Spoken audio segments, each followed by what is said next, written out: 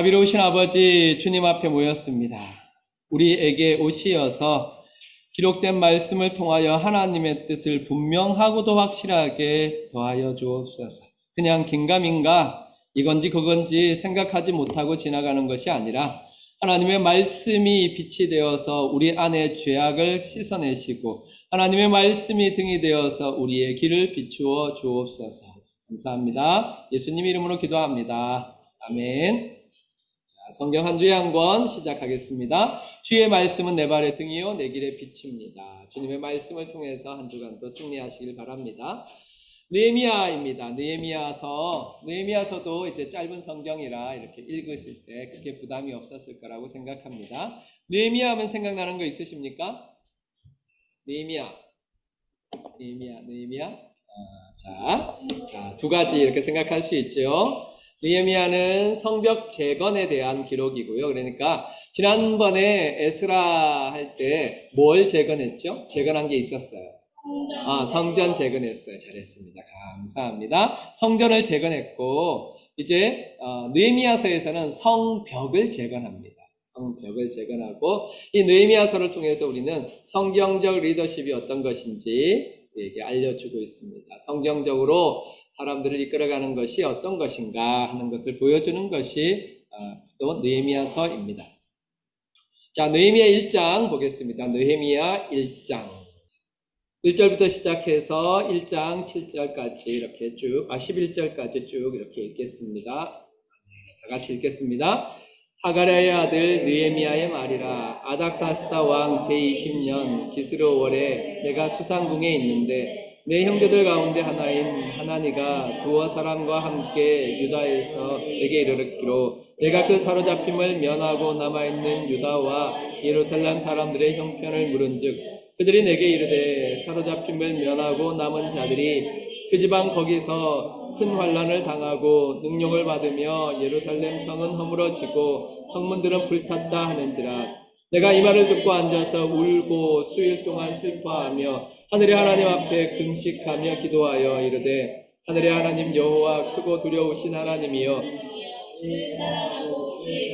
지키는 자에게 언약을 지키시며 긍휼을 베푸시는 주여 간구하나이다. 이제 종이 주의 종들인 이스라엘 자손을 위하여 주야로 기도하오며 우리 이스라엘 자손이 주께 범죄한 죄들을 자복하오니 주는 귀를 기울이시며 눈을 여시사 종의 기도를 들으시옵소서.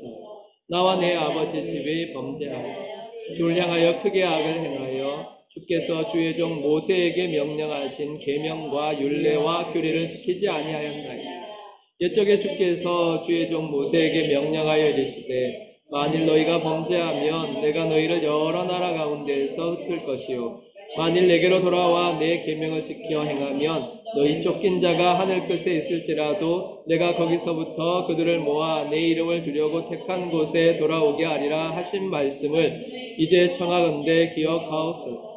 이들은 주께서 일찍이 큰 권능과 강한 손으로 구속하신 주의 종들이요 주의 백성이니이다. 주여 구하오니 귀를 기울이사 종의 기도와 주의 이름을 경외하기를 기뻐하는 종들의 기도를 들으시고 오늘 종이 형통하여 이 사람 앞에서 은혜를 입게 하옵소서 하였더니 그때에 내가 왕의 술관원이 되었느니라.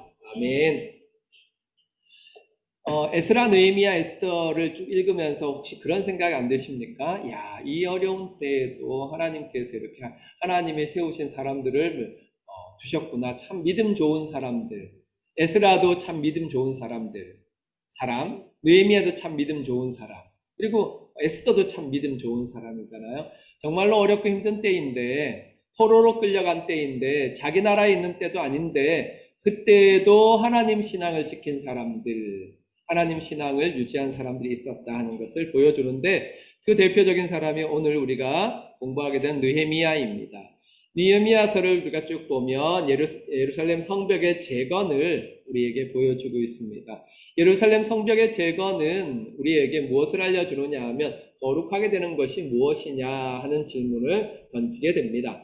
자, 그래서 우리 함께 성경 말씀을 다시 한번 보면 느헤미야 8장 10절에 보면 이런 말씀이 있습니다. 이날은 우리 주의 성일이니 근심하지 말라. 여호와로 인하여 기뻐하는 것이 너희의 힘이니라. 그렇게 말씀했습니다. 이날, 그러니까 그들의 신앙을 회복한 날입니다. 신앙을 회복한 날을 정말로 울면서 하나님께 회개하고 신앙을 회복한 날, 그날 근심하지 말라, 여호와로 인하여 기뻐하는 것이 너희의 힘이니라.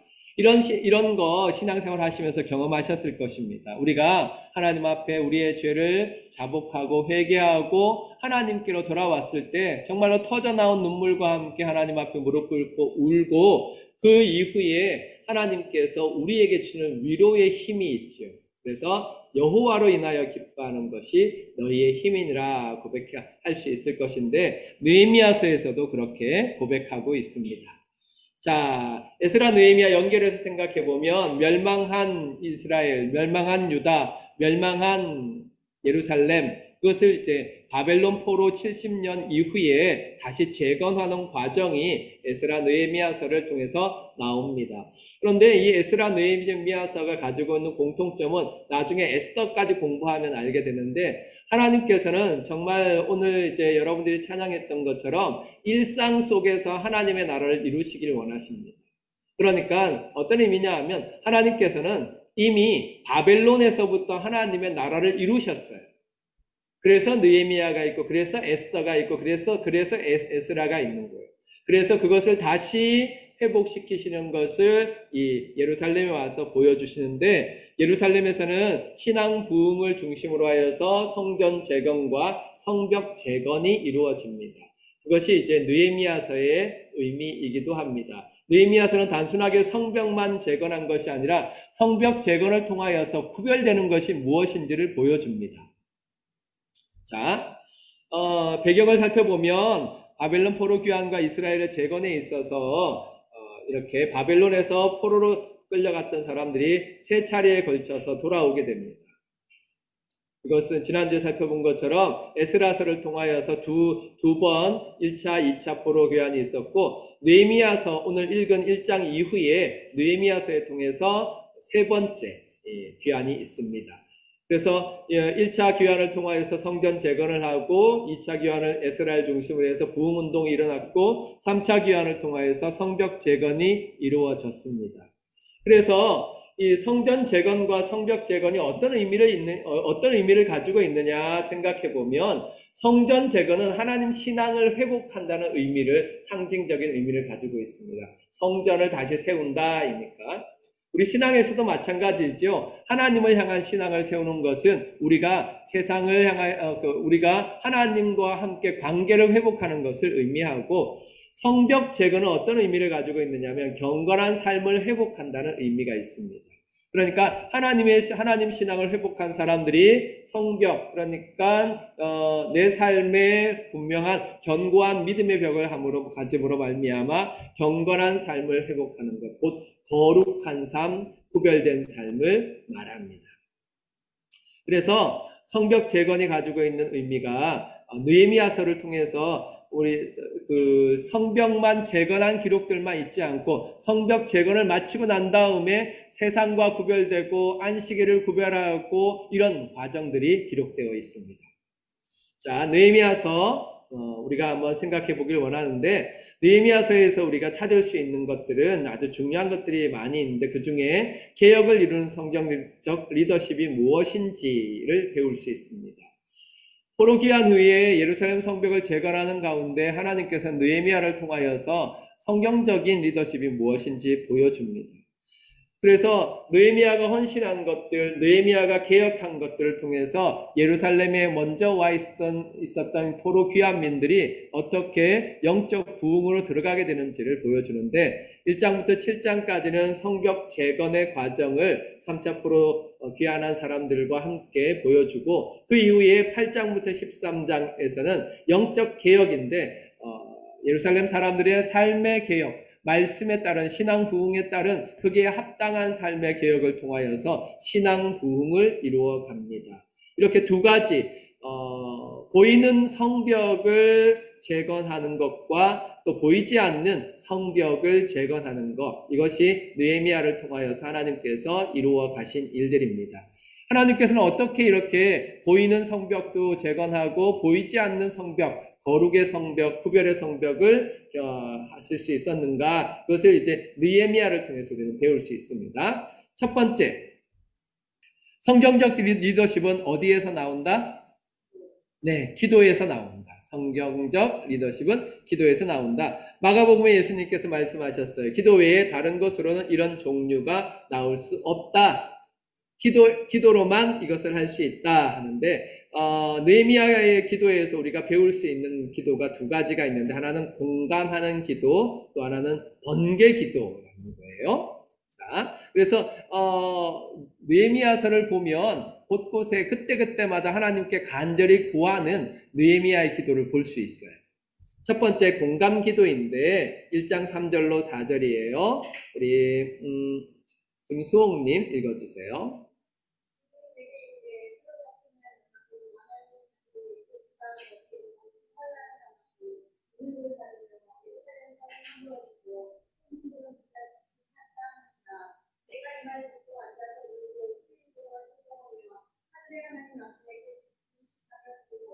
아멘. 느헤미야는 아직 예루살렘으로 돌아가지 않은 때였어요. 바벨론에 있는 때였는데 그때 이제 예루살렘 소식을 듣게 됩니다. 그런데 그 소식이 어떻게 왔느냐 하면 큰 환란을 당했고 능욕을 받고 있고 예루살렘은 허물어지고 성문들은 불탔다 하는 소리를 들었습니다. 이때가 1차, 2차 포로기한 이후에 정말 그 주변의 여러 방해들로 말미암아 어려움을 당하고 있을 때였습니다. 그로 말미암아 4절에 보면 이 소식을 듣자 앉아서 울었다. 내가 울었다. 수일 동안 슬퍼했다. 하늘의 하나님 앞에 금식하며 기도했다. 그랬습니다. 누가 했느냐 하면 느헤미야가. 바벨론에서 예루살렘까지 수천 킬로가 떨어져 있어요. 수천 킬로 떨어져 있지만 그러나 예루살렘 성 그리고 내 동족들이 이렇게 큰 환란을 겪고 있다는 것 때문에 느헤미야는 울면서 슬퍼하고 하나님 앞에 금식하며 기도했어요. 어떤 기도를 했느냐? 5절 6절에 보면 이르되 하늘의 하나님 여호와 크고 두려우신 하나님이여 주를 사랑하고 주의 계명을 지키는 자에게 언약을 지키시며 긍휼을 베푸시는 주여 간구합니다. 종의 기도를 들으시옵고 나와 내 아버지 집에 범죄하여 한 모든 것들을 용서하여 주옵소서 이렇게 기도합니다. 이 느헤미야의 기도에서 우리가 꼭 생각해야 되는 거 바로 공감이죠. 공감이란 말 베트남에서 참 중요하죠. 통감이니까 통감. 그래서 공안들 만나든지 다른 사람을 만나든지 뭔가 부탁하고 사정을 봐달라고 할 때 통감디라고 하면 돼요. 그냥 통감디냐 하면 정말 베트남 사람들은 마음을 움직여요. 공감해달라 그런 말이죠. 이해해달라 그런 말입니다. 우리에게는 이 느헤미야에게 있었던 영적 공감 능력이 필요합니다. 느헤미야에게는 영적인 공감 능력이 있었어요. 많이 떨어져 있었지만 멀리 떨어져 있었지만 자기는 고난을 겪고 있지 않았지만 그러나 내 형제 내 자매 내 친족 내 민족이 당하는 고통에 대해서 느헤미야는 공감했습니다. 그리고 그 공감한 것을 들고 하나님께 나아가서 기도합니다. 이렇게 하나님 앞에 기도하고 하나님 앞에 엎드릴 때 하나님께서 느헤미야를 사용하셨어요. 그래서 우리 꼭 기억해야 돼요. 우리에게 어떻게 하면 이 공감 능력이 있을까 생각해 보면 제가 이제 생각해 보면 그런 것 같아요. 공감 능력이 있으려면 그냥 공감 능력 말고 영적 공감 능력이 있으려면 꼭 해야 되는 게 있어요. 뭘까요? 네, 기도예요. 기도. 정말 그 사람을 위해서 기도해야 영적 공감 능력이 생깁니다.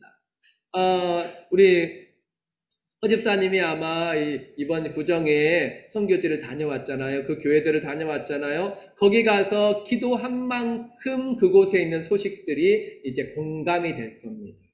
딱 그래요. 정말 딱 그래요. 여러분들도 한번 테스트해 보세요. 이제 태신자 작정을 할 거잖아요. 태신자 작정을 하고 이 될까 말까 이런 생각이 들을 때 계속해서 그를 가슴에 품고 기도해 보세요. 그분을 가슴에 품고 기도하면 그분의 사정 하나하나가 이제 들려와요. 전에는 그냥 쓱 여기 들어왔다가 여기로 지나갔던 일들도 여기로 왔다가 나가지 못하고 여기서 자꾸 남아서 맴돌고 그 기도하면 계속해서 공감하게 됩니다. 그러니까 영적인 공감 능력은 그를 위해서 얼마나 기도하느냐에 달려 있는 것입니다. 교회 미운 사람 있죠? 홍 집사님 저를 보다가 고개를 팍 숙이면 제가 또 오해하잖아. 홍 집사님이 나를 싫어하는구나. 아니 분명히 저를 초롱초롱한 눈으로 쳐다보고 있다가 이쪽을 하는 순간 고개를 팍 숙이네요. 그러니까 그럴 때 그분을 위해서 기도해 주세요. 하나님, 제가 이분 싫어하는데 하나님 제 마음을 붙잡아 주세요. 이분을 축복해 주세요. 이분에게 은혜를 더하여 주세요. 그러면 참 신기하고 놀라워요. 정말 우리 마음에 하나님이 주시는 마음이 생겨요. 그리고 이 느헤미야가 그랬던 것처럼 공감 능력이 생겨요. 오직 기도를 통해서 가슴에 그 사람과 그 일을 품을 때 우리는 영적인 공감을 할 수 있습니다. 이게 이제 느헤미야가 우리에게 가르쳐주는 아주 기도의 중요한 부분이에요. 그래서 저와 여러분들이 항상 이렇게 공감하는 기도를 하기를 바랍니다. 두 번째는 번개기도예요. 번개기도는 무시기도라는 말과 똑같고요. 일이 딱 있을 때마다 그때 기도한다는 것과 똑같아요. 자, 2장 4절로 5절인데요. 이지영 선생님 읽어주세요.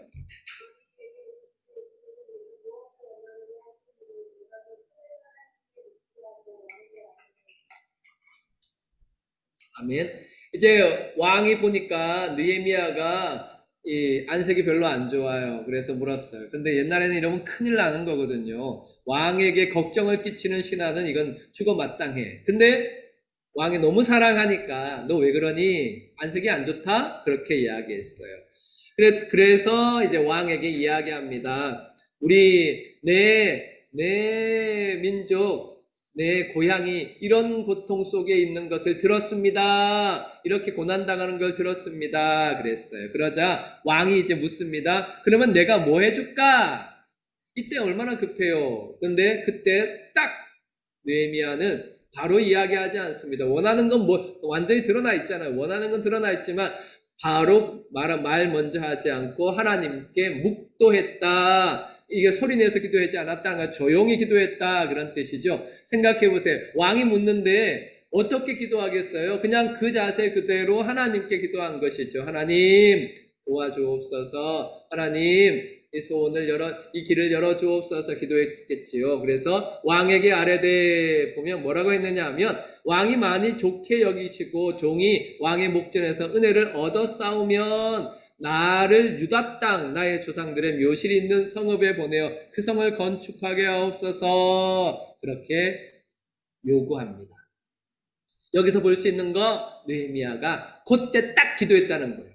이런 찬스들이 있어요. 그러니까 살아가다 보면 딱 중요한 무언가 결정해야 될 때 있잖아요. 사람들을 만나서 이야기할 때 있잖아요. 또 거래하거나 계약을 성립시킬 때 있잖아요. 물론 그전에도 많이 기도할 수 있지만 딱 중요하다고 생각할 때 이거 참 중요해. 이거 참 중요해 생각할 그때에 기도하는 거예요. 그때 바로 기도하는 거예요. 어디든지 상관없어요. 지금 왕 앞에 있는 느헤미야 생각해보면 어디든지 관계없어요. 전에 제가 화장실에 기도한 친구 이야기 했잖아요. 정말 어느 자리에서든지 딱 중요하다 생각할 때 그때 딱 기도하는 거예요. 하나님 도와주세요. 길게 할 필요도 없어요. 사실은 급박할 때잖아요. 하나님 도와주세요. 하나님 도와주세요. 하나님 도와주세요. 길을 열어주세요. 하나님 지혜 주세요. 하고 기도해야 합니다. 어떤 때는 저는 그럴 때가 있어요. 여러분들을 만나서 상담을 할 때면 걱정거리 이야기하잖아요. 그럼 그때 기도해요. 하나님 이거 도대체 어떻게 해야 됩니까? 하나님 우리에게 지혜를 주세요. 그래서 하나님이 주시는 지혜로 요거 해결할 수 있도록 해주세요 하고 이렇게 기도할 때도 있어요.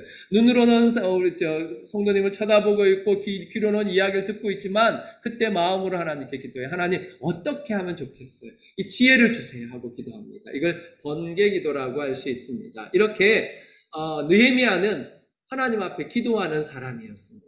이 기도함으로 말미암아 그는 성경적인 리더십을 발휘할 수 있었습니다. 자, 생각해 보세요. 이게 뭐 이제 그 예루살렘 성벽이거든요. 지금 남아있는 서쪽 벽이에요. 그 예루살렘 성벽인데, 자, 문제를 만났을 때 나는 어떤 반응을 일으키는 거야? 문제가 내 앞에 딱 터졌어요. 나는 어떤 반응을 일으키는 거야? 자, 뭐 예를 들어서 여러분이 접시를 딱 깼어요. 그러면 여러분 뭐부터 어떻게 해요? 엄마 나오는 사람은 별로 신앙이 없는 사람이에요. 뭐 어떻게 해야 돼? 아버지, 주여, 좋다, 주여, 그렇지. 지금 제가 말씀드리고 싶은 게 뭔지 알겠지요? 그렇다고 해서 뭐 엄마 하는 사람은 신앙 없고 주여 하는 사람은 신앙 좋으냐? 그 이야기 그게 중요한 게 아니라 문제를 만났을 때 나의 첫 번째 반응이 뭐냐예요. 문제를 만났을 때 에이씨 원망하고 불평하고 이게 먼저 나오면 안 되는 거예요. 문제를 만났을 때 내가 해야 될 가장 첫 번째 반응은 아버지를 찾는 거예요. 하나님을 찾는 거예요. 하나님 도와주세요. 하나님 지혜 주세요. 하나님 불쌍히 여겨주세요. 하고 하나님께 기도하는 거예요. 문제를 만났을 때 나의 첫 번째 반응은 하나님을 찾아야 돼요. 하나님을 찾아야 돼요. 그것을 우리는 기도라고 합니다. 어떤 기도든지 상관없어요. 정말 문제를 만났을 때 여러분들이 시간을 정하여서 교회 나와서 함께 기도하는 것도 좋아요. 또 집에서 무릎 꿇고 기도하는 것도 좋아요. 시간이 안 돼서 정말 묵상하며 기도하는 것도 좋아요. 어떤 기도든지 관계없어요. 하나님을 찾는 것, 그것을 우리는 기도라고 합니다. 문제를 만나 하나님을 찾을 때 답이 있습니다. 문제를 만나 하나님을 찾을 때 답이 없는 것처럼 보여도 우리의 삶은 답을 향하여 나아갑니다. 왜요? 오전에 했잖아요. 모든 것을 합력하여 선을 이루시는 하나님이 믿을만 하시기 때문입니다. 꼭 기억하시고 항상 기도하세요. 에베네셀 하나님 했잖아요. 항상 기도하세요. 자, 그래서 우리가 정말로 꼭 기억해야 됩니다. 만물의 주권자이신 하나님께서 기도할 때 우리에게 다가오십니다. 기도할 때 만물의 주권자이신 하나님께서 우리에게 다가오십니다. 이것을 아는 사람이 성경적인 리더입니다. 그래서 구역장님이든지 전도회 선교회 회장님이든지 정말로 성경적인 리더십을 발휘하고 싶으시다면 기도해야 합니다. 항상 하나님을 찾아야 합니다. 그럴 때 그 안에서 성경적인 리더십이 나옵니다. 두 번째, 성경적 리더십은 바른 정체성에서 나옵니다. 바른 정체성. 네.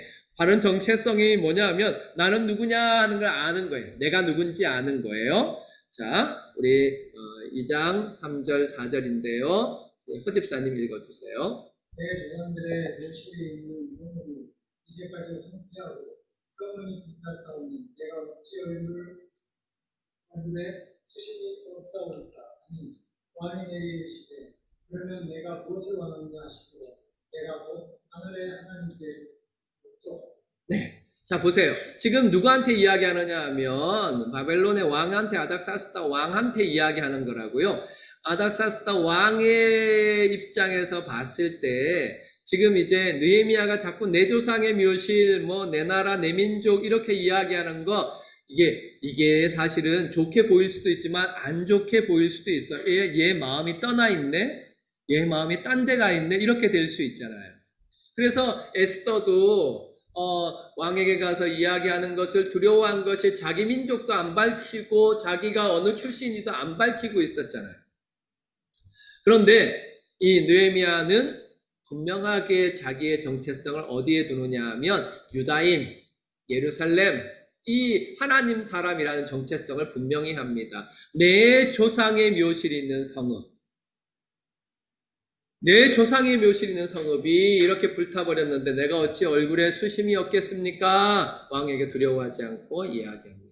그리고 아까 읽은 대로 2장 5절에는 나를 유다 땅, 나의 조상들에 있는 묘실에 있는 성읍에 보내서 그 성을 건축하게 하옵소서. 내 조상이 내 성읍, 하나님, 아니, 나를 그곳으로 보내서 나를 유다 땅, 나의 조상들의 묘실이 있는 성으로 보내서 그 성을 건축하게 하소서. 이렇게 고백할 만큼 느헤미야는 분명하고도 확실하게 내가 하나님의 사람, 유다인, 예루살렘 사람 하는 정체성을 분명히 가지고 있었습니다. 그래서 우리는 내가 누군지 꼭 기억해야 돼요. 내가 누군지 꼭 알아야 돼요. 나는 누구냐 하는 질문들을 가끔 해봐야 돼요. 나는 누구냐? 질문을 해봐야 돼요. 느헤미야가 대제국의 고관이었어요. 이것과 하나님의 백성 사이에서 느헤미야는 고민하지 않고 하나님 백성을 선택합니다. 느헤미야가 자기의 성공과 하나님 나라의 성공을 두 가지 사이에서 고민하지 않고 하나님 나라를 선택했습니다. 느헤미야가 사람을 의지할 것이냐 하나님을 의지할 것이냐 사이에서 고민하지 않고 하나님을 의지하였습니다. 이게 성도의 정체성입니다. 성도는 땅의 사람이 아닙니다. 성도는 세상에 속한 사람이 아닙니다. 물론 세상에 살아가지요. 땅을 살아가지요. 하지만 우리는 하늘에 속한 사람이며 하나님의 사람입니다. 이것을 우리는 절대로 잊지 말아야 합니다. 그래서 언제든지 여러분에게서 너 누구야? 라고 말하면 꼭 나와야 돼요. 나는 하나님의 사람입니다. 나는 그리스도인입니다. 나는 천국 바라보고 사는 사람입니다. 하는 고백이 분명히 나와야 됩니다. 이게 분명하지 않으면 성경적 리더십을 발휘할 수 없어요. 우리 경영 어린이 모임에서 아이들이 질문을 하면 황당한 질문들이 얼마나 많아요. 그런데 그 황당한 질문들 속에서 우리가 당황하지 않으려면 내가 누군지 알아야 돼요. 내가 누구예요? 선생님. 내가 누구예요? 교회 선생님. 내가 누구예요? 네. 신앙의 영적인 선생님. 이런 정체성이 분명해야 아이들의 질문 가운데에서 어디로 가야 될지 길을 잃지 않을 수 있습니다. 그러므로 우리는 항상 나는 누구냐라는 질문을 해봐야 합니다. 그래서 어려운 일들이 있을 때마다 스스로 질문해 보세요. 나는 누구냐? 그러면 하나님이 대답하셔요. 너는 내 사람이야 라고 대답하십니다. 성령 하나님께서 내가 너와 함께해 라고 대답하시고 주께서 내가 너의 믿음이 떨어지지 않도록 기도하고 있어 라고 말씀하십니다. 하나님께서 내가 너를 포기하지 않아 라고 말씀하십니다. 그때에 우리는 흔들리지 않고 우리의 신앙을 지키며 우리의 정체성을 세상에 드러내며 살아갈 수 있습니다. 시편 84편 10절에 이렇게 고백하지요. 우리 다 같이 한번 읽어보겠습니다. 시작. 주의 궁정에서의 한 날이 다른 곳에서의 첫날보다 나은즉 악인의 장막에 사는 것보다 내 하나님의 성전 문지기로 있는 것이 좋사오니. 어때요? 여러분 진짜 맞아요? 이게 너무 멀리 보이죠? 멀리 보니까 실제적인 걸로 하면 이런 거예요. 내가 빈홈에 사는 것보다 하나님의 집에 바오베로 있는 게 낫다. 아멘이에요? 갑자기 좀 줄어드는 것 같은데요? 그러니까 정말 하나님의 집에 속하는 거, 하나님께 속하는 거, 그거를 더 기뻐하는 이유는 뭐냐면 내가 하나님 사람이기 때문에. 하나님이 내 아버지이기 때문에. 나는 누구로 살아가고 있는가 꼭 질문해 보시고 말씀에서 답을 얻으시기 바랍니다. 그래서 2장 8절 그리고 18절에 보면 느헤미야서에서 참 좋은 말인데요. 늘 간직했으면 좋겠다고 생각하는 말인데 내 하나님의 선한 손이 나를 도우심으로 라는 말이 있습니다. 내 하나님의 선한 손이 나를 도우신다. 이게 오늘 오전에 말씀을 나눴던 것하고 똑같이 연결되죠. 하나님의 선한 손이 모든 것을 합력하여 선을 이루시는 그 하나님의 선한 손이 나를 돕는다. 이거 꼭 기억해야 됩니다. 나는 하나님의 도우심으로 사는 사람이기 때문에 그렇습니다. 이것을 아는 자가 성경적인 리더입니다. 꼭 기억하시기 바랍니다.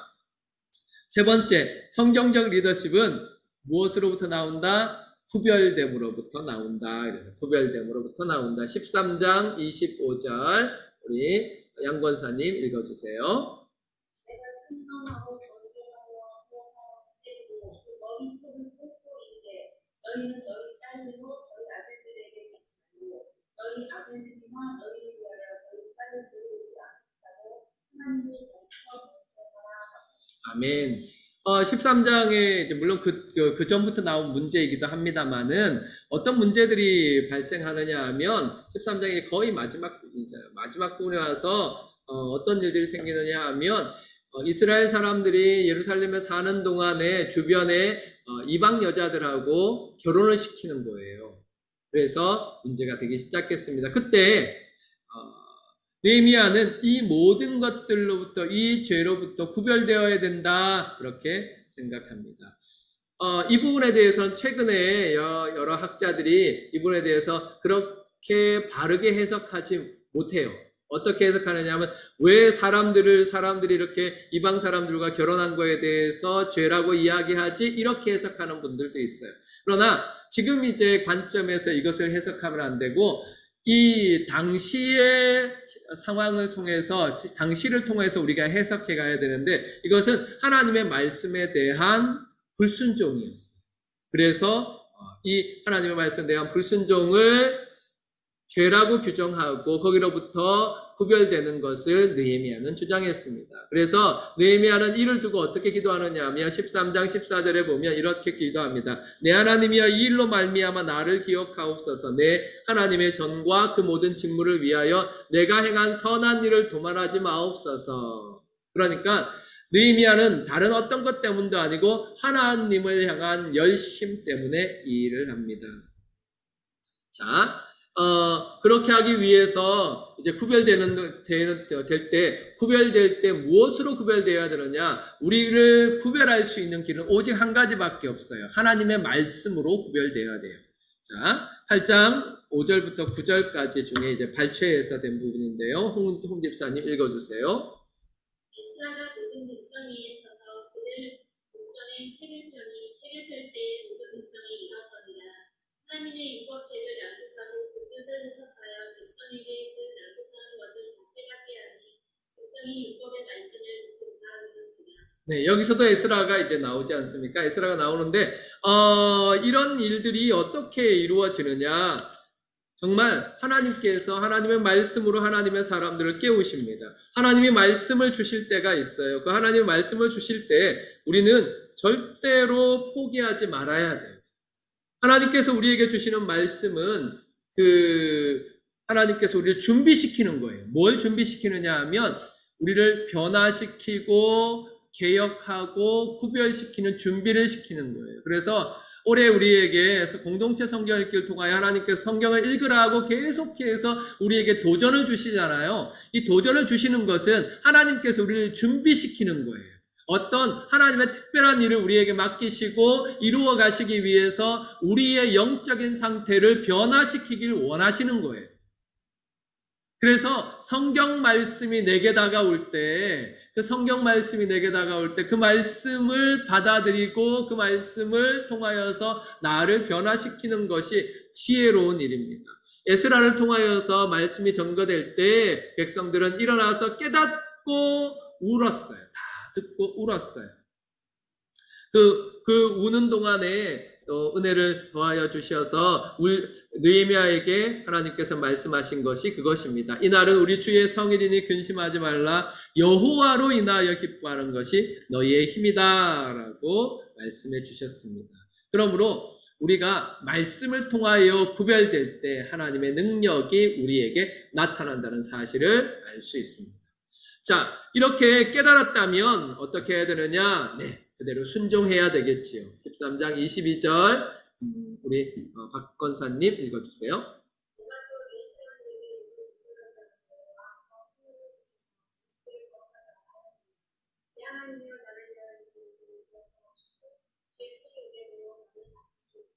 네, 그래서 하나님의 말씀을 듣고 그 말씀대로 살아가고자 먼저 변화되는 사람들이 있었어요. 또 느헤미야와 함께 따라서 그 일을 하는 사람들이 있었어요.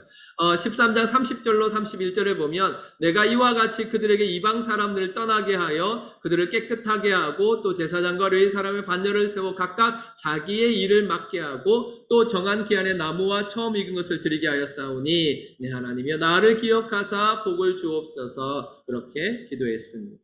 그러니까 느헤미야는 레위 지파와 제사장으로부터 시작하여서 모든 사람들을 개혁하는 일들, 구별함으로 개혁하는 일들을 감당했습니다. 이것이 말씀을 통하여 그들에게 온 은혜가 삶의 일상에 그대로 적용되는 것이었습니다. 그래서 우리는 생각해 봐야 합니다. 나는 세상을 따라가는 자인가 아니면 세상을 변화시키는 자인가? 우리는 무엇으로 살아야 될까요? 우리 다 알잖아요. 우리는 세상을 따라가는 자로 살아야 될까요? 세상을 변화시키는 자로 살아가야 될까요? 우리는 모두 다 압니다. 참 그런데 그 아는 대로 살기가 어려워요. 어제도 집사람하고 이야기 나누는데 집사람이 이제 토요일마다 이제 제가 설교 이렇게 쓴 거 원고 정리하고 또 뭐 주보 만들어 놓은 주보 원고 정리하고 이렇게 하잖아요. 그러면서 갑자기 저를 딱 쳐다보면서 이야기하는 거예요. 이거 진짜 맞는데, 그치? 진짜 맞는데. 근데 왜 안 될까? 그래서 제가 필요하세요, 그래서 제가 필요해요. 계속해서 말씀을 전하고 계속해서 옳은 것을 증거하는 게 필요하죠. 우리는 세상을 따라가는 사람이 아니라 세상을 변화시키는 사람이지요. 세상이 이렇게 한다고 해서 우리는 이렇게 해서 안 됩니다. 세상이 그렇게 한다고 해서 우리는 그 세상을 따라 그렇게 해서도 안 됩니다. 우리는 오직 하나님의 말씀을 따라갈 때 세상을 변화시키는 자예요. 목사님이 세상을 어떻게 다 변화시켜요? 다 변화 안 시켜도 돼요. 다 변화 안 시키셔도 하나님께서 뭐라 안 그러셔요. 그런데 변화시켜야 될 때가 있죠. 어디요? 여러분의 범위 안에. 오늘 우리 찬양한 일상 안에 하나님 나라를 이루셔야 돼요. 그러니까 여러분 범위 안은 하나님 나라가 돼야 되는 거예요. 그러니까 다른 데 있다가 여러분의 범위 안에 들어오면 사람들이 하나님의 나라를 느껴야 돼요. 똑같이 여러분의 안에 왔는데 세상 사람들이 여러분 안에 왔는데 세상과 똑같이 느끼면 그 문제가 있는 거예요. 베트남 사람들이 다른 데 있다가 여러분 안에 딱 들어오면 이 사람은 다른데? 이래야 되는 거예요, 사실은 진짜. 뭔가 느끼는 게 있어야 되는 거예요. 이 사람은 좋은 사람. 이런 걸 느껴야 돼요. 뿐만 아니라 이 사람은 기도하는 사람. 이 사람은 예배하는 사람. 이 사람은 성경대로 사는 사람. 이런 것들이 느껴져야 돼요. 그게 세상을 변화시키는 거예요. 우리가 세상을 변화시킨다 할 때 나라를 변화시키고 이런 거는 그거는 하나님이 특별하게 하시는 일이에요. 우리가 일상을 변화시킬 때. 우리가 일상을 변화시키고 변화된 일상과 일상들이 만날 때 그런 일들이 일어나는 거예요. 그러니까 지금 우리에게 중요한 것은 우리의 세상, 우리가 사는 그 세상, 일상이라는 세상을 변화시키는 것입니다. 그래서 하나님 말씀 앞에서 회개하고 결단할 때 성도는 구별되고요. 이 구별됨이 세상을 변화시킵니다. 이것을 아는 자가 성경적인 리더입니다. 자, 그래서 우리 함께 생각해 보겠습니다. 느헤미야서를 정리하면 느헤미야서는 성벽을 통해서 우리가 세상과 구별된 삶을 살아가는 것을 보여줍니다.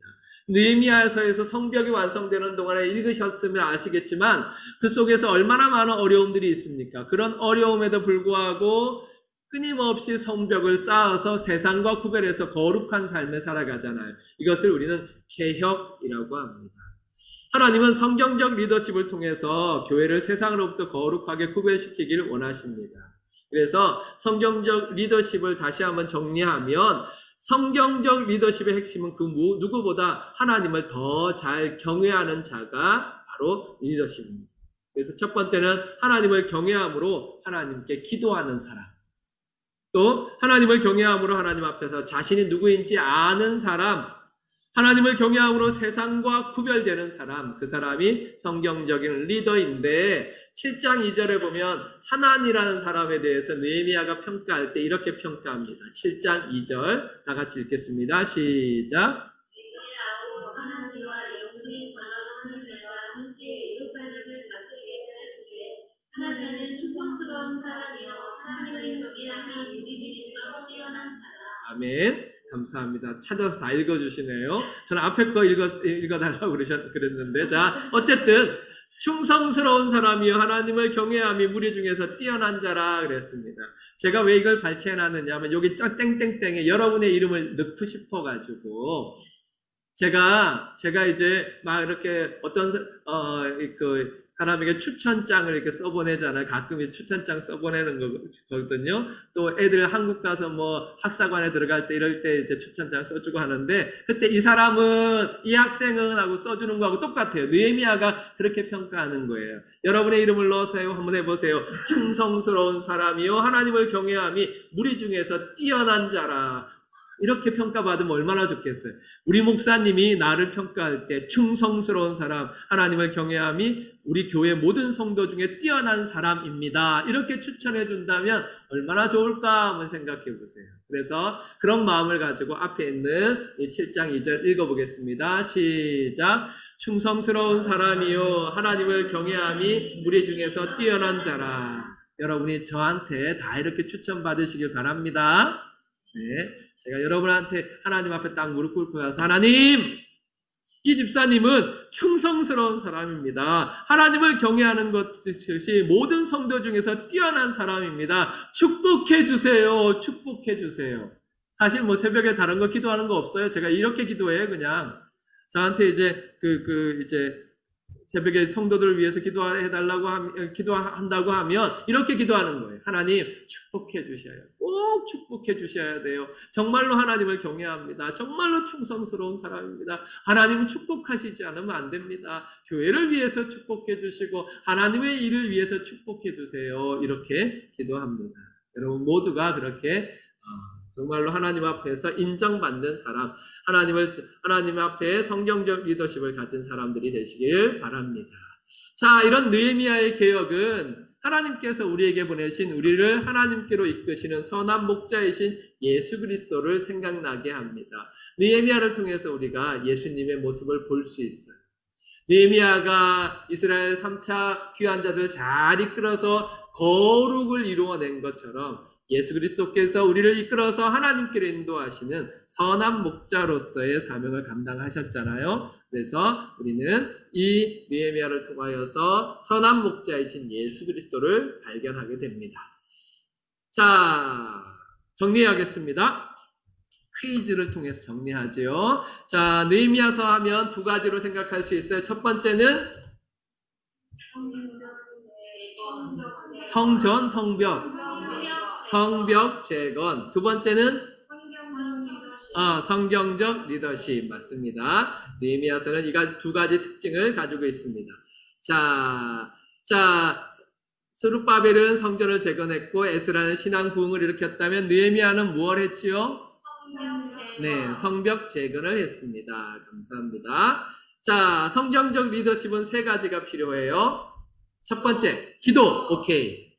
두 번째, 정체성. 세 번째, 구별됨. 감사합니다. 기도, 정체성, 구별됨이 필요합니다.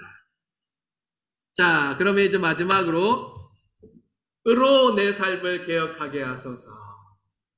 저는 13장 14절에 있는 느헤미야 기도가 참 마음에 들어요. 내 하나님이여 이 일로 말미암아 나를 기억하소서. 이건 이제 다른 사람에게 이렇게 한다면 바리새인이 되는 거예요. 다른 사람이 보는 데서 나와서 하나님이여 내가 이런 일을 했고 이런 일을 했고 이런 일을 했습니다. 기억하여 주시옵소서. 이렇게 하면 바리새인 되는 거예요. 그런데 하나님께 기도할 때 자기가 홀로 하나님께 기도할 때 하나님 제가 한 일 기억해 주세요 라고 기도하는 거 정말 얼마나 아름답습니까? 자, 그런 기도를 느헤미야가 할 수 있었던 것은 그가 성벽을 재건하였고 거룩한 개혁 작업을 일으켰기 때문에 그렇습니다.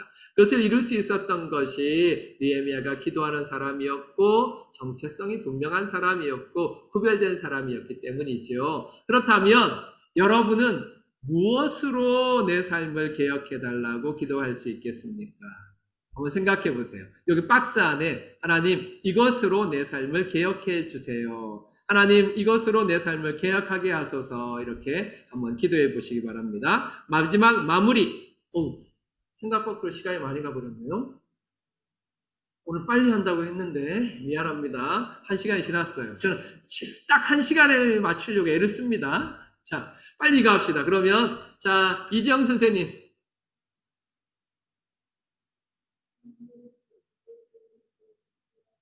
인내로서 내 삶, 그럼 개혁하고 있네요.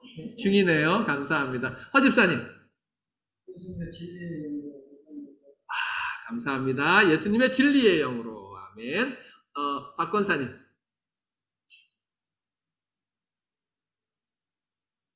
다시 오겠습니다. 홍 집사님. 하나님의 말씀으로 내 삶을 개혁하게 하소서. 양 권사님.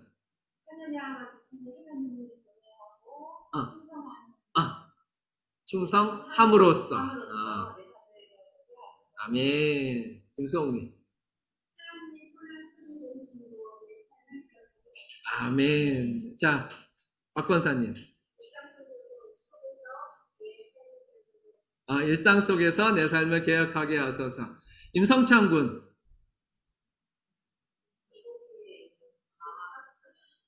안 들리는데, 임성찬 군? 이게 녹화로 올라갔거든요. 다시. 아멘. 말씀으로 내 삶을 개혁하게 하소서. 이 축복, 느헤미야의 축복이 여러분의 축복이 되길 간절히 바랍니다. 기도하겠습니다.